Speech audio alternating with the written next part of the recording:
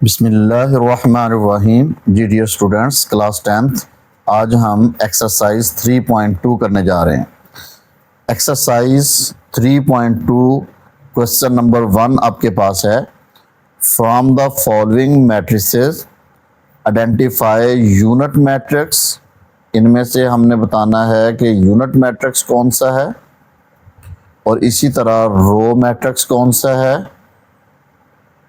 और column matrix इनमें से कौन सा है और नल मैट्रिक्स कौन सा है। ये मैट्रिक्स की टाइप्स हैं, डिफरेंट मैट्रिसेस हैं।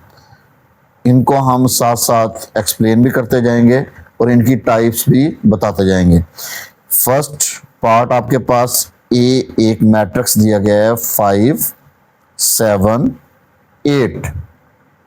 अब यहाँ पर आप लोग देखें तो इसमें सिर्फ एक ही रो है, 3 कॉलम है और सिर्फ 1 रो है।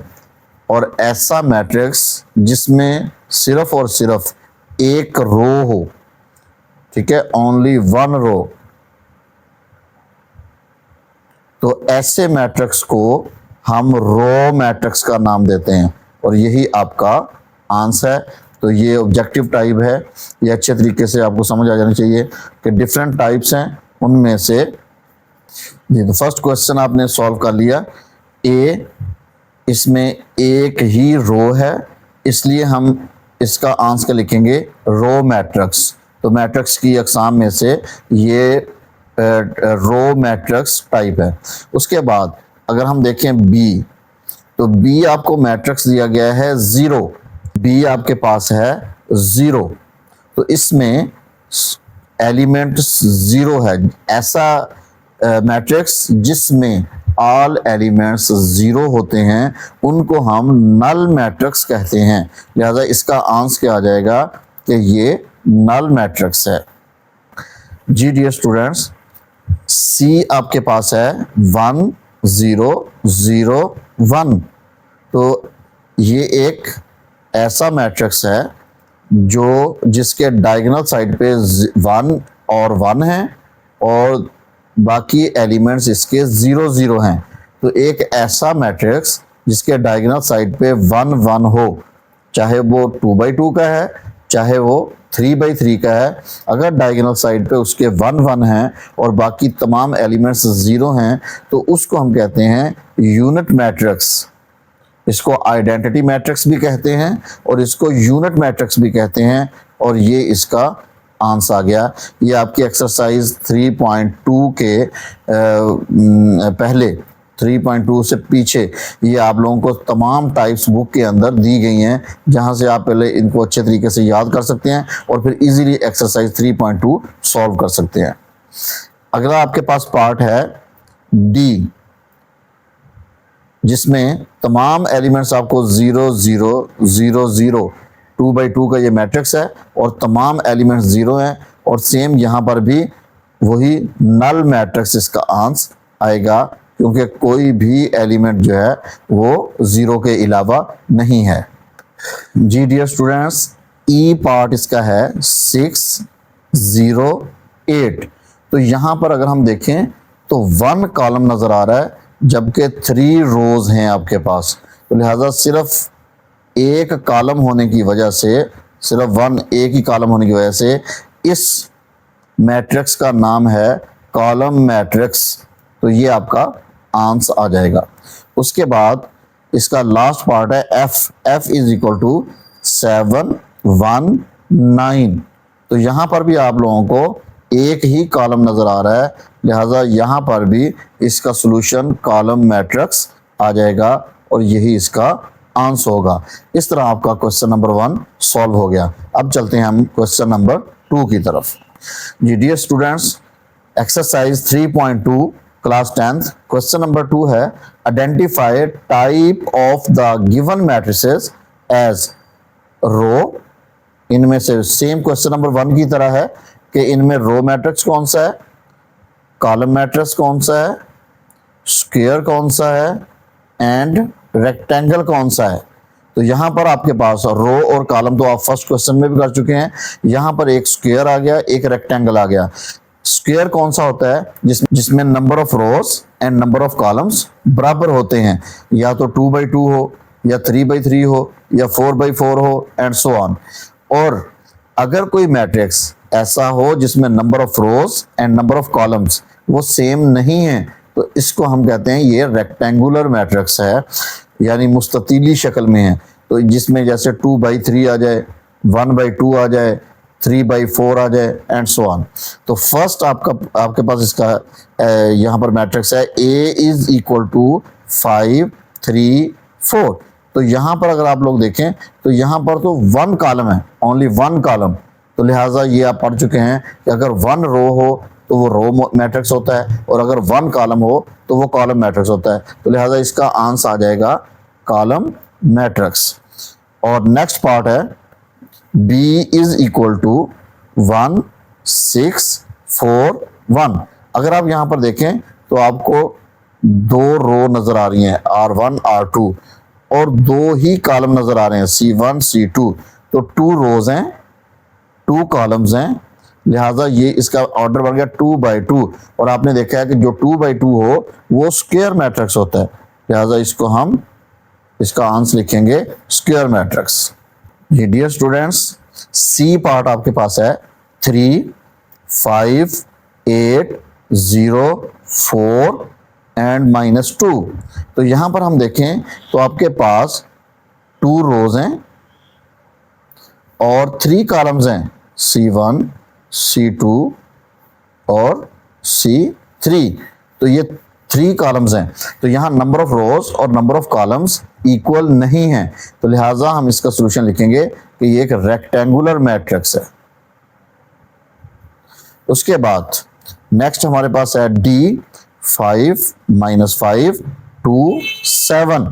तो यहाँ पर हम देखें तो आपके पास 2 रोज हैं और 2 ही कॉलम है, तो लिहाजा नंबर ऑफ रोज और नंबर ऑफ कॉलम्स इक्वल हैं।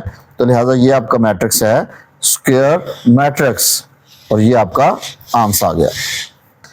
नेक्स्ट आपके पास है E इज इक्वल टू 3 2 4 1 5 0। तो यहाँ पर आपके पास 1 2 और 3 रोज हैं और 1 2, ये 2 कॉलम्स हैं। तो यहाँ भी नंबर ऑफ रोज और नंबर ऑफ कॉलम्स इक्वल नहीं है, लिहाजा इसका सॉल्यूशन होगा कि ये एक रेक्टेंगुलर मैट्रिक्स है। उसके बाद F इज इक्वल टू 5 -3 7। तो यहां पर आपके पास सिर्फ और सिर्फ एक ही रो है, तो जिसमें 1 रो होती है, आपको पता है उसको हम रो मैट्रिक्स कहते हैं। तो लिहाजा ये इसका आंसर आ गया। जी डियर स्टूडेंट्स, इसका G पार्ट है आपके पास क्वेश्चन नंबर 2 का 3 0 1 1 3 4 5 2 -3। तो यहाँ पर अगर हम देखें तो आपके पास ये फर्स्ट रो है, ये सेकंड रो है, ये थर्ड रो है, और ये फर्स्ट कॉलम है, और ये सेकंड कॉलम है, और ये थर्ड कॉलम है। अब यहाँ पर 3 रोज हैं, 3 कॉलम्स हैं, और 3/3 ये ऑर्डर सेम है, लिहाजा यहाँ पर आंसर आएगा कि ये एक स्क्वायर मैट्रिक्स है। अगला पार्ट आपके पास H है, जिसमें आपके पास 3 5 4 4 5 2। तो यहाँ पर फर्स्ट रो ये है, सेकंड रो और थर्ड रो, 3 रोज हमें नजर आ रही हैं, और कॉलम आपके पास ये फर्स्ट कॉलम है और ये सेकंड कॉलम है।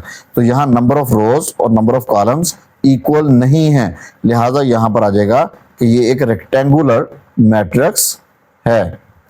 इस तरह आपका क्वेश्चन नंबर 2 सॉल्व हो गया। अब हम चलते हैं क्वेश्चन नंबर 3 की तरफ। जी dear students, class 10th exercise 3.2, इसका क्वेश्चन नंबर 3 आपके पास है आइडेंटिफाई डायगोनल,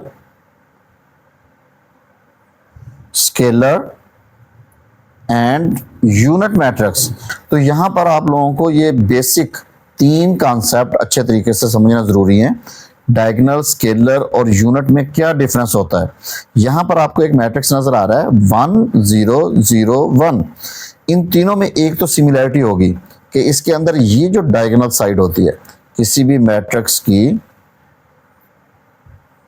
मसलन ये कोई भी 2 0 0 1 0 1 0 0 0 यहाँ 3, तो ये कोई भी इस तरह का मैट्रिक्स हो, 2x2 हो, 3x3 हो, 4x4 हो, इसकी ये जो डायगोनल साइड होती है ये वाली होती है, इस तरह ये टेढ़ी लाइन, ये आपकी डायगोनल साइड होती है, ये आपकी डायगोनल साइड है। इनका डिफरेंस है, इनके अलावा ये जितने भी एलिमेंट्स होंगे बाकी ये सारे के सारे ज़ीरो होंगे, जैसे ये है, ये है, ये है, तो इनके अलावा बाकी सारे एलिमेंट्स ज़ीरो हों। और ये डायगोनल साइड पे अगर तो आप लोगों को नॉन ज़ीरो नज़र आए और हों भी यहाँ पर डिफरेंट, जैसे ये 2 है, ये 1 है, ये 3 है, तो ऐसा मैट्रिक्स जो होगा वो डायगोनल मैट्रिक्स कहलाएगा। और अगर ये तीनों वैल्यूज सेम हो, जैसे यहां पर 2 हो, यहां पर भी 2 हो, यहां पर भी 2 हो, लेकिन 1 1 1 ना हो, तो फिर ये स्केलर कहलाएंगे। और अगर यहां पर मैट्रिक्स हो, जैसे कि हमारे पास यहां पर ए मैट्रिक्स दिया गया है 1 0 0 1, तो अगर यहां पर हम देखें तो ये डायगोनल साइड जो आपको नजर आ रही है ये आपके पास 1 1 है और इसके अलावा बाकी तमाम एलिमेंट्स ज़ीरो हैं, तो लिहाजा इसका जो सोल्यूशन होगा वो होगा यूनिट मैट्रिक्स, और इसको आइडेंटिटी मैट्रिक्स भी कहते हैं। अब हम चलते हैं नेक्स्ट पार्ट की तरफ। जी dear students, next part B आपके पास है 5 0 0 5। तो यहाँ पर भी अगर आप ये वाली साइड देखें तो आपके पास 5 और 5 ये दोनों सेम एलिमेंट्स हैं और बाकी इनके अलावा जो बाकी बचे हैं वो सारे ज़ीरो हैं, और लिहाजा और ये 1 1 भी नहीं है, तो ये स्केलर मैट्रिक्स होगा, इसका आंसर आएगा स्केलर मैट्रिक्स। और नेक्स्ट आपके पास है C इज इक्वल टू 3 0 0 0। अब यहाँ पर देखें कि इन एलिमेंट्स के अलावा बाकी तमाम ज़ीरो हैं, बट ये दोनों सेम नहीं है, ये आपके पास 3 है, ये आपके पास 0 है, तो लिहाजा कोई एक भी अगर नॉन ज़ीरो हो तो तब भी वो डायगोनल मैट्रिक्स है, और दोनों सेम भी नहीं होने चाहिए, ये 0 है और ये 3 है, तो लिहाजा ये एक डायगोनल मैट्रिक्स है। Dear students, next part D आपके पास है 7 0 0 6। तो यहाँ पर भी आप लोग देख सकते हैं कि डायगोनल साइड पे एक जैसे भी नहीं है, 1 1 भी नहीं है, लिहाजा ये एक डायगोनल मैट्रिक्स है। और ई पार्ट आपके पास है जिसमें 2 0 0 2। अब यहाँ पर ये डायगोनल साइड पे आपके पास दोनों सेम 2 और 2 आ गए, लिहाजा ये एक स्केलर मैट्रिक्स है। इस तरह ये आपका क्वेश्चन नंबर 3 सॉल्व हो गया। अब हम चलते हैं क्वेश्चन नंबर 4 की तरफ। जी dear students, class 10th question number 4 आपके पास है find transpose of each of the following matrices. तो यहाँ आपने हर एक मैट्रिक्स का ट्रांसपोज फाइंड करना है। अब ट्रांसपोज क्या होता है? अगर आप नंबर ऑफ रोज को नंबर ऑफ कॉलम्स में कन्वर्ट कर देते हैं तो वो उस मैट्रिक्स का ट्रांसपोज बन जाता है। जैसे ए आपको दिया गया है 2 3 4 5, तो अगर हम ए का ट्रांसपोज लें तो ये जो रो है, रो 1 है, तो ये आप लोग देख सकते हो 2 3 है, तो यहाँ पर ये कॉलम में कन्वर्ट होगी 2 3, तो ये आपके पास आ गया 2 3। और यहाँ पर जो सेकंड रो है 4 5, ये यहाँ पर सेकंड कॉलम बन चुका है 4 5। तो इस तरह इसका सिंबल होता है, नाम के ऊपर छोटा सा टी लगा देते हैं, तो ये टी ए के ऊपर टी बता रहा है कि ए का ट्रांसपोज लिया है हमने, तो लिहाजा यहाँ पर आपके पास आ गया। इसके सेंटर में एक और स्टेप भी कर सकते हैं कि पहले दोनों का आप ट्रांसपोज इस तरह लिख लें और 2 3 इनको असल हालत में रहने दें जैसे आपका मैट्रिक्स है, और इसके ऊपर छोटा सा टी लगा दें। तो इसका मतलब है कि हम दोनों तरफ ट्रांसपोज लेने लगे हैं। तो इधर वाली साइड पे जब हम इसको सॉल्व करेंगे तो ये रोज कॉलम के अंदर कन्वर्ट हो जाएंगी और ये आपका आंसर आ चुका है। नेक्स्ट पार्ट आपके पास है b इज इक्वल टू 3 7 6। तो यहाँ पर आपके पास 3 रोज हैं, 1 कॉलम है, तो रोज को कॉलम में कन्वर्ट करो या कॉलम को रोज में करो, एक ही बात है। तो लिहाजा इसका जब हम ट्रांसपोज लेंगे 3 7 6, ये कॉलम की फॉर्म में है, इनको हम रो की फॉर्म में लिख देंगे 3 7 6। तो लिहाजा बी का ट्रांसपोज आपके पास आ जाएगा, यानी कि 3 7 6। अगर हम इसका ट्रांसपोज लेंगे तो ये आपके पास आ जाएगा 3 7 6। तो ये आपके पास आंसर आ चुका है जी। सी पार्ट आपके पास है 5 -2 4। तो यहाँ पर जैसे पहले कॉलम दिया गया तो हमने रो बना दी, अब ये एक ही रो दी गई है तो ये सिंगल रो को हम सिंगल कॉलम के अंदर कन्वर्ट कर देंगे। तो सी इसका ट्रांसपोज इज इक्वल टू आ गया 5 -2 4, और ये आपका आंसर आ चुका है। सेंटर में पार्ट करना है तो सी के ऊपर ट्रांसपोज, और इस तरह डियर स्टूडेंट्स, तो इस तरह सी पार्ट आपका सॉल्व हो गया क्वेश्चन नंबर 4 का 5 -2 4। तो सी का ट्रांसपोज, इस मैट्रिक्स का ट्रांसपोज आपके पास इस रो को हमने कॉलम के अंदर कन्वर्ट कर दिया और ये आपके पास आंसर आ गया। अब हम चलते हैं नेक्स्ट पार्ट की तरफ। डियर स्टूडेंट, क्वेश्चन नंबर 4 का लास्ट पार्ट आपके पास है d इज इक्वल टू 2 5 3 6 4 7।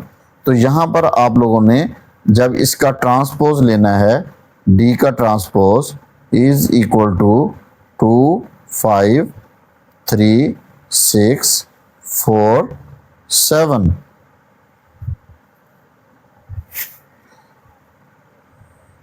तो इसका ट्रांसपोज लेंगे तो आपके पास हर रो मैट्रिक्स कॉलम के अंदर कन्वर्ट हो जाएगी। 2 और 5 फर्स्ट कॉलम बन गया, सेकंड रो 3 और 6 सेकंड कॉलम बन गया, 4 और 7 थर्ड कॉलम बन गया, और ये आपके पास आंसर आ चुका है। अब हम चलते हैं नेक्स्ट क्वेश्चन की तरफ जी। Class 10th exercise 3.2 question number 5 आपके पास है, find negative of the following matrices. Negative matrix क्या होता है? बहुत सिंपल है कि आपने तमाम एलिमेंट्स के सिंबल अपोजिट कर देने हैं। प्लस हैं तो माइनस कर दो, माइनस हैं तो प्लस कर दो। तो यहाँ पर आपने सिर्फ सिंबल्स को चेंज करना है। तो ए आपके पास -3 0 5 6 ये दिया गया है। जब इसको सॉल्व करेंगे तो इसका नेगेटिव मैट्रिक्स -a आपके पास आ जाएगा 3 0। अब देखो -3 था, पहला -3 था, उसको हमने +3 के अंदर कन्वर्ट कर दिया और 0 0 ही आएगा। 5 जिसके साथ सिंबल नहीं होता प्लस का होता है, तो +5 था, यहाँ -5 बन गया, और यहाँ 6 था, ये -6 बन गया, और ये आपके पास negative matrix of a answer आ चुका है। डियर स्टूडेंट्स, बी पार्ट आपके पास है -3 3 -2 2। तो इसका सोल्यूशन क्या होगा? नेगेटिव ऑफ बी वो आपके पास आ जाएगा -3 +3 के अंदर कन्वर्ट हो जाएगा, 3 -3 के अंदर कन्वर्ट हो जाएगा, -2 +2 के अंदर, और +2 -2 में, और ये आपके पास नेगेटिव मैट्रिक्स आ चुका है जी। क्वेश्चन नंबर 5 का last part, c is equal to -9 1 1 -7। तो यहाँ पर जब इसका नेगेटिव लेंगे तो -c इज इक्वल टू -9 + 9 हो गया, 1 -1 हो गया, 1 -1 हो गया, और -7 + 7 हो गया, और ये आपके पास नेगेटिव मैट्रिक्स आ चुका है, और ये आपका आंसर है। अब हम चलते हैं क्वेश्चन नंबर 6 की तरफ। Dear students, class 10 exercise 3.2 question number 6 आपके पास है, if a is equal to 2 3 4 5 and b is equal to 7 6 5 8, then verify that first part आपके पास दिया गया है a के ट्रांसपोज का, फिर ट्रांसपोज लेना है तो वो a के इक्वल ही आएगा, और इसी तरह इसका हमने b पार्ट फाइंड करना है जिसमें सेकंड पार्ट में b के ट्रांसपोज का ट्रांसपोज b के इक्वल आएगा। अब जबकि हम a का ट्रांसपोज फाइंड करने जा रहे हैं तो यहाँ पर a मैट्रिक्स ही लेंगे। तो a मैट्रिक्स आपके पास दिया गया है, a इज इक्वल टू 2 3 4 5। अब हम इसका लेंगे ट्रांसपोज। a का ट्रांसपोज आपके पास आ गया, 2 3 फर्स्ट रो को फर्स्ट कॉलम बना दिया, 4 5 सेकंड रो को हमने सेकंड कॉलम बना दिया, और अब हम इस ट्रांसपोज का एक मर्तबा फिर ट्रांसपोज लेंगे, ये देखें, और दोबारा फिर फर्स्ट रो को फर्स्ट कॉलम बना देंगे, सेकंड रो को सेकंड कॉलम बना देंगे। लेकिन जब हम इसको देखें तो ये वाला जो आंसर आपके पास आया है ये इज इक्वल टू ए ही है। ए के एलिमेंट सेम थे जो एलिमेंट्स आपके इसका ट्रांसपोज पे दोबारा ट्रांसपोज लेने पर आए हैं। तो लिहाजा इससे ये वेरीफाई हो गया कि ए के ट्रांसपोज का ट्रांसपोज उस ए के इक्वल ही होता है, यानी जिस मैट्रिक्स का ट्रांसपोज लेकर दोबारा ट्रांसपोज लें तो वो उसी के इक्वल आ चुका है। तो लिहाजा ये आपका आंसर आ चुका है। अब हम चलते हैं नेक्स्ट पार्ट की तरफ। डियर स्टूडेंट्स, क्वेश्चन नंबर 6 का सेकंड पार्ट है बी के ट्रांसपोज का ट्रांसपोज बी के इक्वल ही है। यहां पर हम ये प्रूफ करेंगे। तो लिहाजा बी आपके पास दिया गया है 7 6 5 8। जब इसका ट्रांसपोज लिया 7 6 जो फर्स्ट रो थी वो आपके पास यहाँ फर्स्ट कॉलम बन चुका है 7 6, और जो सेकंड रो 5 8 थी ये सेकंड कॉलम बन चुका है 5 8। अब यहाँ पर इसका हम फिर से ट्रांसपोज लेंगे। इस ट्रांसपोज का जब दोबारा ट्रांसपोज लिया 7 5 फर्स्ट रो ये फर्स्ट कॉलम बन गया, सेकंड रो सेकंड कॉलम बन गया, और जब हमने इसको देखा तो ये आपके पास सेम वही मैट्रिक्स है जो कि असल वैल्यू दी गई थी बी की। तो लिहाजा इज इक्वल टू बी ये प्रूफ हो गया, बी के ट्रांसपोज का transpose is equal to B, और ये आपका आंसर आ चुका है। अब हम चलते हैं क्वेश्चन नंबर 7 की तरफ, एक्सरसाइज 3.2 के लास्ट क्वेश्चन की तरफ। Dear students, exercise 3.2 class 10th question number 7, show that L is equal to 2 3 4 3 -2 5 4 5 0। ये 3/3 का एक आपके पास मैट्रिक्स है। आपने इसको ये प्रूफ करना है कि ये एक सिमेट्रिक मैट्रिक्स है। अब सिमेट्रिक और स्क्यू सिमेट्रिक में क्या डिफरेंस होता है? जी डियर स्टूडेंट्स, तो सबसे पहले आपको सिमेट्रिक मैट्रिक्स और स्क्यू सिमेट्रिक में डिफरेंस पता होना चाहिए। सिमेट्रिक क्या होता है कि अगर किसी भी मैट्रिक्स का ट्रांसपोज लें और वो उसी मैट्रिक्स के इक्वल आ जाए तो वो सिमेट्रिक है। लेकिन अगर हम उसका ट्रांसपोज लें और वो उसी के नहीं बल्कि उसके नेगेटिव मैट्रिक्स के इक्वल आए तो वो स्क्यू सिमेट्रिक होता है। तो यहाँ क्वेश्चन में आपको उन्होंने कहा है कि आपने प्रूव करना है, यानी शो दैट कि ये जो एल मैट्रिक्स दिया गया है ये सिमेट्रिक मैट्रिक्स है, यानी इसका ट्रांसपोज लें तो तब भी इसके अंदर कोई डिफरेंस नहीं पैदा होता बल्कि वो ओरिजिनल वाला मैट्रिक्स ही रहता है। तो हम देखते हैं इसका solution. L is equal to ये मैट्रिक्स आपको दिया गया है, अगर हम इसका ट्रांसपोज लें जी। अब यहाँ पर एल का जब ट्रांसपोज लेंगे फर्स्ट रो को 2 3 4 इसको हमने फर्स्ट कॉलम बना दिया 2 3 4, सेकंड रो को 3 -2 5 को सेकंड कॉलम बना दिया, और थर्ड रो 4 5 और 0 को थर्ड कॉलम बना दिया। अब यहाँ पर अगर हम गौर करें तो इन दोनों मैट्रिसेस के अंदर कोई भी डिफरेंस आपको नजर नहीं आ रहा। फर्स्ट एलिमेंट देख लें या सेंटर वाला देख लें, ये आपके पास सेम टू सेम है, दोनों सेंटर वाले देख लो तो सेम है, लास्ट देख लो तो वो भी सेम एलिमेंट्स हैं। लिहाजा इसका ट्रांसपोज लेने से वो ओरिजिनल मैट्रिक्स अपनी ओरिजिनल फॉर्म में ही रहा। तो लिहाजा L का transpose is equal to L के ही आ गया। तो हम कह सकते हैं कि L is equal to 2 3 4 3 -2 5 4 5 0 is symmetric matrix. लिहाजा ये एक सिमेट्रिक मैट्रिक्स है और यही आपका आंसर है। तो डियर स्टूडेंट्स, क्लास 10th ये थी आपकी एक्सरसाइज 3.2। मिलते हैं नेक्स्ट एक्सरसाइज में, तब तक के लिए इजाज़त दें। अल्लाह हाफिज़। अस्सलामु अलैकुम वरहमतुल्लाहि वबरकातुहू।